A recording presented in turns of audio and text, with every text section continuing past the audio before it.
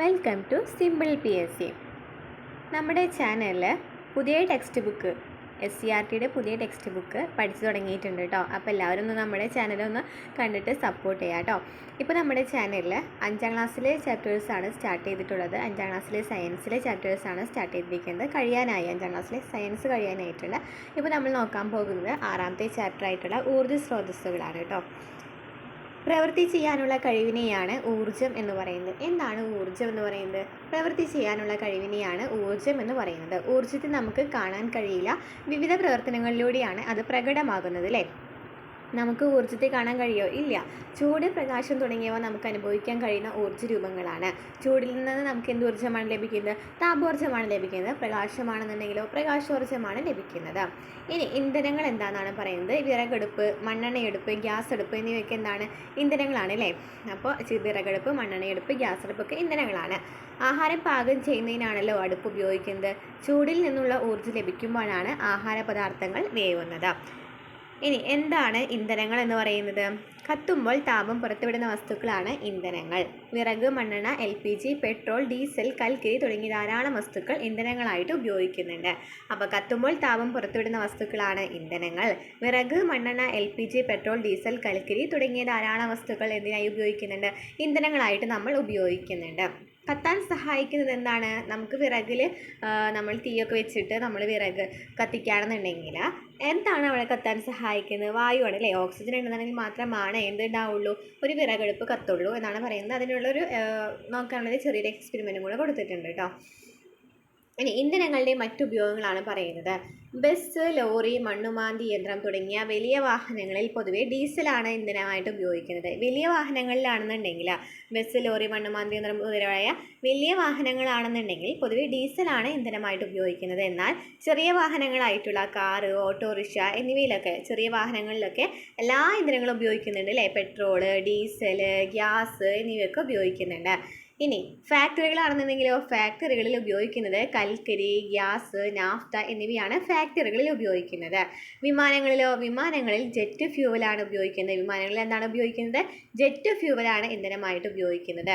അപ്പോൾ വലിയ വാഹനങ്ങളാണെന്നുണ്ടെങ്കിൽ ഡീസലും, ചെറിയ വാഹനങ്ങളിലാണെന്നുണ്ടെങ്കിൽ പെട്രോളും ഡീസലും വാതകവും അതുപോലെ ദ്വിവാതകവും, അതുപോലെ തന്നെ ഫാക്ടറികളാണെന്നുണ്ടെങ്കിൽ കൽക്കരി, ഗ്യാസും നാഫ്തയും, വിമാനങ്ങളിലാണെന്നുണ്ടെങ്കിലോ ജെറ്റ് ഫ്യൂവലുമാണ് ഉപയോഗിക്കുന്നത്.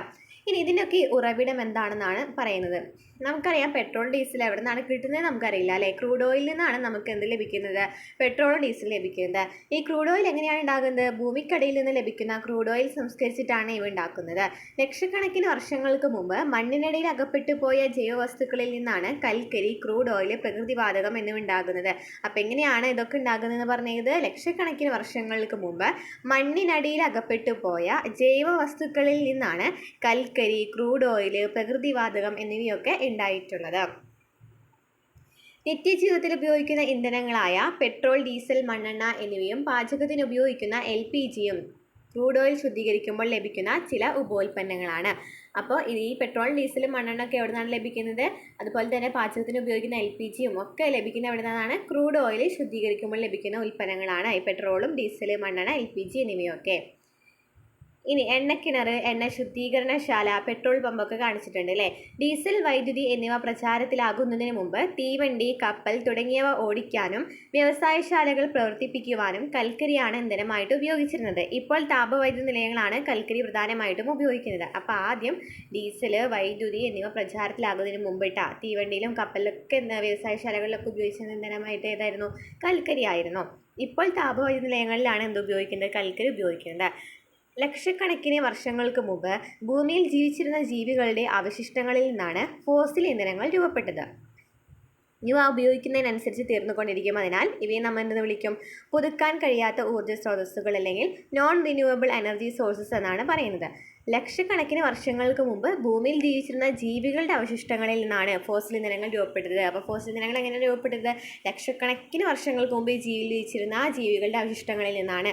അപ്പോൾ ഇത് നമ്മൾ ഉപയോഗിച്ച് കൊണ്ടിരിക്കുമ്പോൾ എന്ത് സംഭവിക്കും?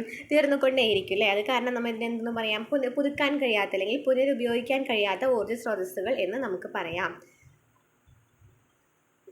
ഇന്ധനങ്ങളുടെ വ്യത്യസ്ത രൂപങ്ങളാണ് പറയുന്നത്. വിറക്, മണ്ണെണ്ണ, diesel, petrol, jet fuel, naphtha, കൽക്കരി, LPG തുടങ്ങിയവയൊക്കെ എന്താണ്? ഇന്ധനങ്ങളാണ് അല്ലേ. വിറക്, മണ്ണെണ്ണ, diesel, petrol, jet fuel, naphtha, കൽക്കരി, LPG എന്നിവയൊക്കെ എന്താണ്? ഇന്ധനങ്ങളാണ്. ഇതിൽ ഖരാവസ്ഥയിലുള്ള ഇന്ധനം ഏതാണ്? കൽക്കരി എന്ന് പറയുന്നത് ഖരാവസ്ഥയിലാണ് അല്ലേ. ദ്രാവകമാണെങ്കിലോ മണ്ണെണ്ണ, അതുപോലെ തന്നെ എന്തൊക്കെയാണ്? ഡീസൽ, പെട്രോള് എന്നിവയൊക്കെ ദ്രാവക രൂപത്തിലാണ്. ഇനി വാതകമാണെന്നുണ്ടെങ്കിലോ വാതകമാണ്. LPG എന്ന് പറയുന്നത് എന്താണ്? വാതകമാണ് അല്ലേ. ഇനി കൽക്കരി തീവണ്ടി, ഡീസൽ തീവണ്ടി, വൈദ്യുതി തീവണ്ടി എന്ന് പറഞ്ഞിട്ട് കാലക്രമത്തിൽ ഉപയോഗിച്ചിരുന്നത് കൊടുത്തിട്ടുണ്ട്. ഫസ്റ്റ് നമ്മൾ ആദ്യം തന്നെ ഉപയോഗിച്ചിരുന്നത് കൽക്കരി ആയിരുന്നു ഉപയോഗിച്ചിരുന്നത്. പിന്നെ ഡീസൽ ഉപയോഗിച്ചു. പിന്നെ വൈദ്യുതി തീവണ്ടികൾ വന്നു തുടങ്ങി അല്ലേ. ഇപ്പോൾ വൈദ്യുതി ഉപയോഗിച്ച് പ്രവർത്തിക്കുന്ന തീവണ്ടികളാണ് ഇപ്പോൾ കൂടുതലുള്ളത്. ഇന്ധനങ്ങൾക്ക് പകരം ഉപയോഗിക്കാവുന്ന ഒരു ഊർജ്ജ രൂപമാണ് വൈദ്യുതി എന്ന് പറയുന്നത്. വൈദ്യുതി ഇല്ലാത്ത ജീവിതം നമുക്കത് സങ്കല്പിക്കാൻ പോലും ആവില്ല. എങ്ങനെയാണ് ജലവൈദ്യുതി എങ്ങനെയാണ് ഉണ്ടാകുന്നത്? ഇപ്പോൾ നമ്മൾ പഠിച്ചിട്ടുണ്ട് അല്ലേ. അണക്കെട്ടുകളിലൊക്കെ എങ്ങനെയാണ് നമുക്ക് അണക്കെട്ടുകളിൽ നിന്നാണ് വൈദ്യുതി ഉൽപ്പാദിപ്പിക്കുന്നത് കൂടുതലായിട്ട്. അപ്പോൾ അണക്കെട്ടുകളിൽ എങ്ങനെയാണ് വൈദ്യുതി ഉൽപ്പാദിപ്പിക്കുന്നത് നമുക്ക് നോക്കാം. കെട്ടി നിർത്തിയ ജലത്തിൻ്റെ ഊർജ്ജം ഉപയോഗപ്പെടുത്തിയാണ് ജലവൈദ്യുതി ഉൽപ്പാദിപ്പിക്കുന്നത്. അതിനുവേണ്ടി വെള്ളത്തെ അണക്കെട്ടുകളിൽ തടഞ്ഞു നിർത്തുന്നു. ഇത് ആവശ്യാനുസരണം താഴേക്ക് പതിപ്പിച്ച് വലിയ ടർബൈനുകൾ കറക്കി ജനറേറ്റർ പ്രവർത്തിപ്പിച്ച് വൈദ്യുതി ഉൽപ്പാദിപ്പിക്കുന്നു. അപ്പോൾ നമ്മൾ എന്താണ് പറഞ്ഞത്? കെട്ടുനിർത്തിയ ജലത്തിൻ്റെ ഊർജ്ജം ഉപയോഗപ്പെടുത്തിയാണ് ജലവൈദ്യുതി ഉൽപ്പാദിപ്പിക്കുന്നത്. അതിനുവേണ്ടി വെള്ളത്തെ അണക്കെട്ടുകളിൽ തടഞ്ഞു നിർത്തുന്നു. ഇത് ആവശ്യാനുസരണം താഴേക്ക് പതിപ്പിച്ച് വലിയ ടർബൈനുകൾ കറക്കി ജനറേറ്റർ പ്രവർത്തിപ്പിച്ച് വൈദ്യുതി ഉൽപ്പാദിപ്പിക്കുന്നത്. അതായത് നമ്മൾ അണക്കെട്ടുകളിൽ വെള്ളം കെട്ടി നിർത്തിയിട്ടുണ്ടായിരിക്കും. എന്നിട്ട് അവിടെ ഒരു ടർബൈൻ ഉണ്ടായിരിക്കും. അപ്പോൾ നമുക്ക് ഈ വെള്ളം എന്ന് പറയുന്നത് എന്ത് സംഭവിക്കും? താഴേക്ക് വീഴും അല്ലേ. അപ്പോൾ താഴേക്ക് പതിക്കുമ്പോൾ ഈ ടർബൈനുകൾ ഉണ്ടായിരിക്കുമല്ലോ. ഈ ടർബൈനുകളൊക്കെ കറക്കും. ഇങ്ങനെ കറങ്ങിയിട്ടാണ് അവിടെ എന്ത് സംഭവിക്കുന്നത്? വൈദ്യുതി ഉൽപ്പാദിപ്പിക്കുന്നത്. ഇനി കാറ്റിൽ നിന്ന് വൈദ്യുതി ഉൽപ്പാദിപ്പിക്കുന്നുണ്ട് അല്ലേ. നമ്മൾ ജസ്റ്റ് ഓല ഉപയോഗിച്ചിട്ട് ഒരു പങ്ക നിർമ്മിച്ചിട്ട് ചുറ്റിക്കറക്കുകയാണെന്നുണ്ടെങ്കിൽ അതിൽ നിന്ന് നമുക്ക് എന്ത് ലഭിക്കുന്നുണ്ട്?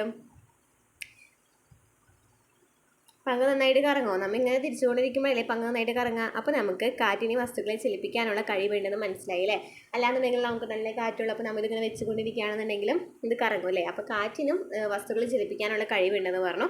ഈ കഴിവ് ഉപയോഗപ്പെടുത്തി നമുക്ക് വൈദ്യുതി ഉൽപ്പാദിപ്പിക്കാം. അതിനുള്ള ഉപകരണമാണ് എന്തെന്ന് പറയുന്നത്? കാറ്റാടി യന്ത്രം അല്ലെങ്കിൽ വിൻഡ് മിൽ എന്ന് പറയുന്നത്. കാറ്റാടി യന്ത്രം അല്ലെങ്കിൽ വിൻഡ് മിൽ എന്ന് പറയുന്നത് എന്താണ്? കാറ്റ് ഉപയോഗിച്ചിട്ട് വൈദ്യുതി ഉൽപ്പാദിപ്പിക്കുന്നതിനെയാണ് പറയുന്നത്. വിൻഡ് മില്ലുകളുടെ പങ്കകൾ കറങ്ങുമ്പോൾ അതുമായി ബന്ധപ്പെടുത്തിയ ടർബൈൻ കറങ്ങുന്നു. ഈ ഊർജ്ജം ഉപയോഗിച്ച് ജനറേറ്റർ പ്രവർത്തിപ്പിച്ച് വൈദ്യുതി ഉൽപ്പാദിപ്പിക്കുന്നു. അപ്പോൾ നമ്മൾ നേരത്തെ പറഞ്ഞ അണക്കെട്ടുകളിൽ നമ്മൾ പറഞ്ഞത് കെട്ടി നിർത്തിയിരിക്കുന്ന വെള്ളം താഴേക്ക് പതിക്കും. അപ്പോൾ ടർബൈൻ കറങ്ങുന്നതായിരുന്നു. ഇതെന്ന് പറഞ്ഞാൽ ഈ നമുക്ക് കാറ്റാടി യന്ത്രത്തിൽ നിന്നുണ്ടായിരിക്കും പങ്കകൾ ഉണ്ടായിരിക്കില്ല. ഈ പങ്കകൾ കറങ്ങുമ്പോൾ അതിനടുത്ത് എന്തുണ്ടായിരിക്കും? ടർബൈൻ ഉണ്ടായിരിക്കും. ഈ ടർബൈൻ കറങ്ങും. അപ്പോഴാണ് അവിടെ ജനറേറ്റർ പ്രവർത്തിപ്പിച്ചിട്ട് വൈദ്യുതി ഉൽപ്പാദിപ്പിക്കുന്നത്. ഏതൊക്കെ സ്ഥലങ്ങളിലാണ് കേരളത്തിൽ വൈദ്യുതി ഉൽപ്പാദിപ്പിക്കുന്നത്? കേരളത്തിൽ രാമക്കൽമേട്, കഞ്ചിക്കോട്, അട്ടപ്പാടി എന്നിവിടങ്ങളിൽ കാറ്റിൽ നിന്ന് വൈദ്യുതി ഉൽപ്പാദിപ്പിക്കുന്നുണ്ട്. രാമക്കൽമേട്, കഞ്ചിക്കോട്, അട്ടപ്പാടി എന്നിവയിൽ നിന്നും എന്ത് ഉൽപ്പാദിപ്പിക്കുന്നുണ്ട്? കാറ്റിൽ നിന്ന് വൈദ്യുതി ഉൽപ്പാദിപ്പിക്കുന്നുണ്ട്. മനുഷ്യൻ പണ്ട് മുതലേ ഉപയോഗപ്പെടുത്തിയിട്ടുള്ള ഊർജ്ജരൂപമാണ് കാറ്റ്. സമുദ്രങ്ങളിലൂടെയും നദികളിലൂടെയുമുള്ള യാത്രയ്ക്ക് കാറ്റിൻ്റെ ശക്തി ഉപയോഗിച്ചിരുന്നു. കൊടുങ്കാറ്റിന് വളരെയധികം ഊർജ്ജമുള്ളതിനാൽ ഇവ കടുത്ത നാശനഷ്ടങ്ങൾ ഉണ്ടാക്കും. ഇന്ന് കാലാവസ്ഥാ മുന്നറിയിപ്പിലൂടെ ഇത്തരം കാറ്റുകളുടെ സാധ്യത മുൻകൂട്ടി അറിയുവാനാകും. ഇനി സൂര്യപ്രകാശത്തിൽ നിന്ന് ഊർജ്ജം ലഭിക്കുന്നുണ്ടോ? ഉണ്ടല്ലേ. സൂര്യപ്രകാശത്തിൽ നിന്ന് ഇപ്പോൾ സോളർ പാനലൊക്കെ ഉപയോഗിക്കുന്നുണ്ട് അല്ലേ. വൈദ്യുതി ഉൽപ്പാദിപ്പിക്കാനായിട്ട് സോളർ പാനലൊക്കെ എല്ലാ വീടുകളുടെ മുകളിലും അതുപോലെ തന്നെ പല ഇപ്പോൾ നമ്മുടെ വിമാനത്താവളം കൊച്ചി അന്താരാഷ്ട്ര വിമാനത്താവളത്തിലൊക്കെ ഉപയോഗിച്ചിരിക്കുന്ന എന്താണ്? സോളാർ പാനലാണ്. അപ്പോൾ അതാണ് ഇവിടെ പറയുന്നത്. പുറത്ത് സൂര്യപ്രകാശം ലഭിക്കുന്ന സ്ഥലത്ത് ഒരു സ്റ്റീൽ പാത്രം വയ്ക്കുക. കുറച്ച് കഴിഞ്ഞതിന് ശേഷം പാത്രത്തിൽ നിന്നുണ്ടായിരിക്കും നല്ല ചൂടുണ്ടായിരിക്കില്ല. ആ സൗരോർജ്ജത്തിലെ താപം ഉപയോഗപ്പെടുത്തുന്ന ഉപകരണങ്ങളെയാണ് സോളാർ കുക്കറുകൾ, സോളാർ വാട്ടർ ഹീറ്ററുകളൊക്കെ സൗരോർജ്ജത്തിൽ താപം ഉപയോഗപ്പെടുത്തുന്ന ഉപകരണങ്ങളാണ്. അതായത് സോളാർ കുക്കർ കൊടുത്തിട്ടുണ്ടല്ലോ. സോളാർ കുക്കർ, സോളാർ വാട്ടർ ഹീറ്ററൊക്കെ കൊടുത്തേക്കണ കണ്ടില്ലേ. അതുപോലെ തന്നെ കാൽക്കുലേറ്ററിലെ സോളാറിൻ്റെ കാൽക്കുലേറ്റർ നമുക്ക് കിട്ടും. അതുപോലെ തന്നെ എന്താണ്? സോളാർ പാനലുണ്ട്. അപ്പോൾ സൗരോർജ്ജ പാനലിലുള്ള സൗരോർജ്ജ സെല്ലിൽ സൂര്യപ്രകാശം പതിക്കുമ്പോൾ വൈദ്യുതി ഉൽപ്പാദിപ്പിക്കപ്പെടുന്നു. അപ്പോൾ സൗരോർജ്ജ പാനലിൽ എന്തുണ്ട്? സൗരോർജ്ജ സെല്ലുണ്ട്. ഈ സെല്ലിലാണ് സൂര്യപ്രകാശം പതിക്കുന്നത്. അപ്പോൾ അവിടെ എന്ത് സംഭവിക്കാം? വൈദ്യുതി ഉൽപ്പാദിപ്പിക്കുന്നു. ഇനി പുതുക്കാൻ കഴിയുന്ന ഊർജ്ജ സ്രോതസ്സുകളെ കുറിച്ച് പറയുന്നുണ്ട്. സൂര്യപ്രകാശം, കാറ്റ്, തിരമാല തുടങ്ങിയവ ഉപയോഗിക്കുന്നതിനനുസരിച്ച് തീർന്നു പോകുന്നവയല്ല. ഇവ പുതുക്കാൻ കഴിയുന്ന ഊർജ്ജ സ്രോതസ്സുകൾ എന്നാണ് അറിയപ്പെടുന്നത്. അപ്പോൾ എന്താണ് നമ്മൾ നേരത്തെ പറഞ്ഞിട്ടുണ്ടായിരുന്നല്ലോ? പുതുക്കാൻ പറ്റാത്ത ഊർജ്ജ സ്രോതസ്സുകൾ എന്ന് പറയുന്നത് എന്താണെന്ന് പറഞ്ഞിട്ടുണ്ടായിരുന്നു. എന്തൊക്കെയായിരുന്നു പറഞ്ഞിരുന്നത്? LPG, പെട്രോൾ, ഡീസൽ എന്നിവയൊക്കെ നമുക്ക് പുതുക്കാനായിട്ട് എടുക്കാൻ പറ്റാത്ത എന്താണ്? നോൺ റിന്യൂവബിൾ ആണ് അല്ലേ. നമുക്ക് പുനരുപയോഗിക്കാനായിട്ട് കഴിയാൻ പറ്റാത്ത ഊർജ്ജ സ്രോതസ്സുകളാണ്. ഇനി നമ്മൾ പറയുന്നത് ഉപയോഗിക്കാൻ കഴിയുന്ന ഊർജ്ജ സ്രോതസ്സുകളാണ്. സൂര്യപ്രകാശം, കാറ്റ്, തിരമാല എന്നിവ ഉപയോഗിക്കുന്നതിനനുസരിച്ച് തീർന്നു പോകുന്നില്ല. അത് കാരണം അതാണ് പുതുക്കാൻ കഴിയുന്ന ഊർജ്ജ സ്രോതസ്സുകൾ എന്നറിയപ്പെടുന്നത്. ഈ ഊർജ്ജ സ്രോതസ്സുകൾ വായു മലിനീകരണം ഉണ്ടാക്കുന്നില്ല എന്നതും ഇതിൻ്റെ പ്രത്യേകതയാണ്. അപ്പോൾ സൂര്യപ്രകാശം, കാറ്റ്, തിരമാല എന്നിവയൊക്കെയാണ് എന്തിന് ഉദാഹരണം? പുനരുപയോഗിക്കാൻ കഴിയാവുന്ന ഊർജ്ജ സ്രോതസ്സുകൾക്ക് ഉദാഹരണം. ഇതേ കൊച്ചിൻ എയർപോർട്ടിനെ കുറിച്ച് പറഞ്ഞിട്ടുണ്ട് കേട്ടോ. പൂർണ്ണമായും സൗരോർജ്ജം കൊണ്ട് പ്രവർത്തിക്കുന്ന ലോകത്തിലെ ആദ്യത്തെ വിമാനത്താവളമാണ് കൊച്ചിയിലേത്. ഈ അന്താരാഷ്ട്ര വിമാനത്താവളത്തിൻ്റെ മുഴുവൻ പ്രവർത്തനങ്ങൾക്കും ആവശ്യമുള്ള വൈദ്യുതി ഉൽപ്പാദിപ്പിക്കുന്നത് സൗരോർജ്ജ പാനലുകൾ ഉപയോഗിച്ചിട്ടാണ്. അപ്പോൾ കൊച്ചിൻ എയർപോർട്ട് എന്ന് പറയുന്നത് ഫുള്ളായിട്ടും സൗരോർജ്ജം കൊണ്ട് പ്രവർത്തിക്കുന്ന ആദ്യത്തെ വിമാനത്താവളം ചോദിക്കുകയാണെന്നുണ്ടെങ്കിൽ അതേതാണ്? കൊച്ചിയിലേതാണ് അല്ലേ. ഇനി ബയോഗ്യാസ് എന്താന്ന് പറയുന്നുണ്ടല്ലോ. ബയോഗ്യാസ് പാരിസ്ഥിതിക പ്രശ്നങ്ങൾ ഉണ്ടാക്കുന്ന ജൈവമാലിന്യങ്ങളിൽ നിന്നും ഇന്ധനം ഉണ്ടാക്കാനായിട്ട് പറ്റും. ഇങ്ങനെ ഉണ്ടാകുന്ന വാതക ഇന്ധനമാണ് ബയോഗ്യാസ് എന്ന് പറയുന്നത്. ബയോഗ്യാസ് എന്ന് പറയുന്നത് എന്നിട്ട് കുറേ ജൈവമാലിന്യങ്ങൾ നമ്മുടെ വീട്ടിലാണെന്നുണ്ടെങ്കിലും വേസ്റ്റുകൾ ഉണ്ടായിരിക്കില്ല. ഈ ജൈവമാലിന്യങ്ങൾ നമ്മൾ സംസ്കരിക്കുകയാണെന്നുണ്ടെങ്കിൽ നമുക്കിതുപോലെ തന്നെ ഒരു ഇതിനുള്ളിൽ വെക്കുകയാണെന്നുണ്ടെങ്കിൽ അതിൽ നിന്ന് നമുക്ക് എന്തുണ്ടാക്കാം? ബയോഗ്യാസ് ഉണ്ടാക്കാം. അത് നമുക്ക് വളമായിട്ടൊക്കെ ഉപയോഗിക്കാം അല്ലേ.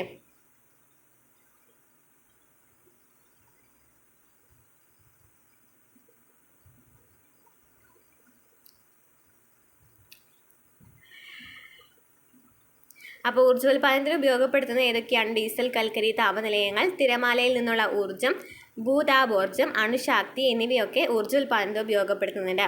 ഇനി ചൂടാറാപ്പെട്ടിയെ കുറിച്ച് പറയുന്നുണ്ടല്ലോ. ഇന്ധന ഉപഭോഗം കുറയ്ക്കാനുള്ള ഒരു മാർഗ്ഗം ഊർജ്ജ നഷ്ടം തടയലാണ്. ഭക്ഷണത്തിൻ്റെ ചൂട് നഷ്ടപ്പെടാതെ സൂക്ഷിക്കുവാനും പാതിവെന്ത ഭക്ഷണം പൂർണ്ണമായി വെന്ത് കിട്ടാനും ഉപയോഗിക്കപ്പെടുന്ന വളരെ ലളിതമായിട്ടുള്ള ഉപകരണമാണ് ചൂടാറപ്പെട്ടി. ചൂട് പുറത്തു പോകാതെ തടഞ്ഞു നിർത്തിയാണ് ഇവിടെ ഊർജ്ജം ലഭിക്കുന്നത്. നമ്മുടെ വീട്ടിലുള്ള ചൂടാറപ്പെട്ടിനെ കുറിച്ചിട്ടാണ് പറയുന്നത്. ചൂടാറാണ്ടിരിക്കാൻ വേണ്ടി നമ്മൾ പാത്രങ്ങളിൽ വയ്ക്കുന്നതിനാണ് പറയുന്നത്. ഇനി ഭാവിയുടെ ഇന്ധനങ്ങൾ എന്ന് പറയുന്നത് ഉപയോഗിക്കുന്നതിനനുസരിച്ച് തീർന്നു പോകുന്ന കുറച്ച് ഇന്ധനങ്ങളുണ്ട് അല്ലേ. ഈ പരിമിതികളില്ലാത്ത ഊർജ്ജ സ്രോതസ്സുകളാണ് സൂര്യപ്രകാശം, കാറ്റ്, തിരമാല എന്ന് നമ്മൾ പറഞ്ഞല്ലോ. എന്നാൽ എല്ലായിടത്തും എല്ലാ കാലത്തും ഒരേപോലെ സൂര്യപ്രകാശം ലഭിക്കുമോ? അതുപോലെ തന്നെ കാറ്റും തിരമാലയൊക്കെ ലഭിക്കുമോ? ഇല്ല. ഇവയിൽ നിന്ന് എപ്പോഴും ഒരേ അളവിൽ ഊർജ്ജം ഉൽപ്പാദിപ്പിക്കാൻ കഴിയില്ല. ഈ പരിമിതികൾ മറികടക്കുന്ന പുതിയ ഊർജ്ജ സ്രോതസ്സുകൾ കണ്ടെത്താനുള്ള ശ്രമത്തിലാണ് ശാസ്ത്രലോകം എന്ന് പറയുന്നത്. ഹൈഡ്രജൻ, ജൈവ ഡീസൽ എന്നിവയൊക്കെ പ്രതീക്ഷ നൽകുന്ന ഇന്ധനങ്ങളാണ്. ഇതാണ്ടോ നമ്മുടെ ഇന്നത്തെ ചാപ്റ്ററിൽ പറയാനുള്ളത്. 6ാമത്തെ ചാപ്റ്ററിൽ പറയാനുള്ളത് ഇത്രയൊക്കെ ഉള്ളൂ. ഇനി കുറച്ച് ആക്ടിവിറ്റീസാണ് നൽകിയിരിക്കുന്നത്. നമുക്കിനി അടുത്ത ചാപ്റ്ററുമായിട്ട് വരാം. നമ്മുടെ ചാനൽ ഇഷ്ടപ്പെടാണെന്നുണ്ടെങ്കിൽ ഒന്ന് സബ്സ്ക്രൈബ് ചെയ്ത് കൂടെ കൂടാം കേട്ടോ.